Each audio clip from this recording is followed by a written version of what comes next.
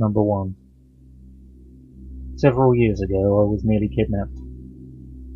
I live in a pretty good neighborhood in Denver, Congress Park area. Mostly nice old houses, a few little shops and quiet restaurants a couple of blocks from my apartment, a few key streets nearby. There were sometimes a few dog walkers out in the evening. I used to walk a lot at night, not in winter. I liked the quiet darkness, and it was nice and cool. A good time to get exercise and clear my head. I'm an average-sized female, around 5'4". I was in my late 20s at the time. No weapons or cell phone on me. This was back when cell phones weren't great. No smartphones. One night I was on my way home, and no one was around, not one soul on the street. It was dark, quiet. I was just passing the shops and they were all closed, so it must have been near 10 PM. Then a big, red pickup truck quickly pulled up at the curb. I was on the sidewalk. A middle-aged Hispanic dude immediately got out and came at me. He was saying stuff to me along the lines of, "Come here, get in, come here." I started running and screaming my head off. I hoped someone would look out, step out of their house, call the cops. Nope. I knew everyone could hear me, it's just that not one person did anything. He chased me a very short way on foot, then he got back in his truck, drove after me, got out and chased me a little way on foot again. He did that a few times. I kept running and screaming in the direction of home. Eventually he got tired of it and drove off. I didn't get the license plate, too busy running for my life. Ran home, locked the door, never called the cops. Not many details to report. Now I always have a cell phone, mace, and sometimes my firearm. I don't walk at night like that anymore. Also, I think this guy did this before, successfully. He was very confident, kept trying to chase me down by car and foot. He probably quit because he knew he could find an easier target.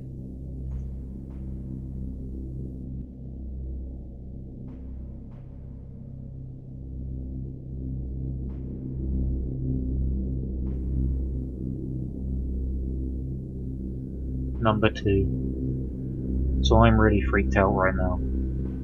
A little background.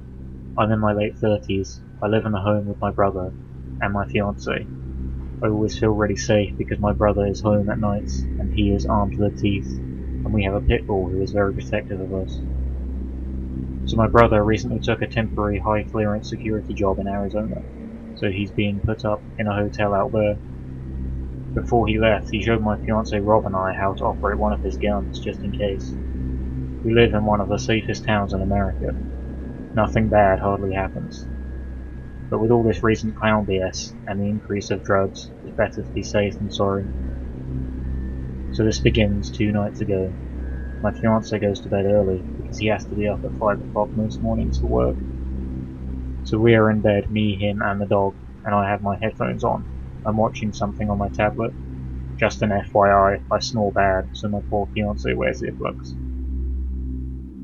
Around 11:30, my dog jolts out of a sound sleep and starts growling.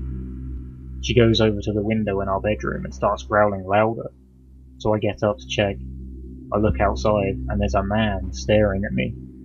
He's skinny and old, grizzled grey hair, unkempt beard, vacant eyes. He looks at me and smiles. I about lost it. Now my dog is straight up foaming at the mouth and barking. This finally wakes up my fiancé, and he comes over to see what's going on. The man sees I'm not alone and takes off. We called the cops. They show up and start looking around. They find the guy's backpack. He has a notebook with my name and my address, and a diagram of the freaking house. They find beef jerky, sleeping pills, I guess for my dog, scissors, electrical tape, condoms, and a rusted knife. They told me that they will be on the lookout for him, but I'm really freaked out. So, old man, let's never meet again.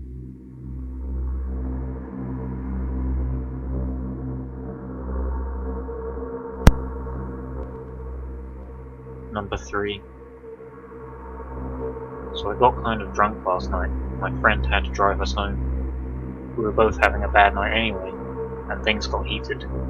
My drunken stuff off, I decided to get out of the car. right along the freeway. I figured I would just go to the Burger King across the way. It looked open. It wasn't, and I instantly got a bad feeling. I got there and ordered an Uber. My friend called me and insisted she come back for me. She's a great person and friend. I agreed, but when I get drunk I like to wander. I cancelled the Uber and started walking out to the middle of the parking lot. That's when I saw one of those 90s minivans, forest green, beige interior, creeping up on me. I started backing away towards the light. He swerved and started speeding up, his tires screeching. I pissed my pants and started running towards the busy street. He parked the van, got out, and started fucking chasing me. I started running at every car, desperate, trying to get their attention. No one stopped. I finally saw a parked car with 5 people hanging out in it. I ran towards them, panicking, screaming, "Please don't freak out, I'm being chased, he's gonna get me. Help, I have a phone, I will call the police. But don't leave me." They stayed. I am very thankful to them. Even the guy nervously giggling in the passenger seat. A cop coincidentally pulled over a drunk lady dressed as a cop, and let her go to assess my situation. My friends came back for me right on time. The guy was trying to slowly drive his van back around the Burger King. The cop went after him.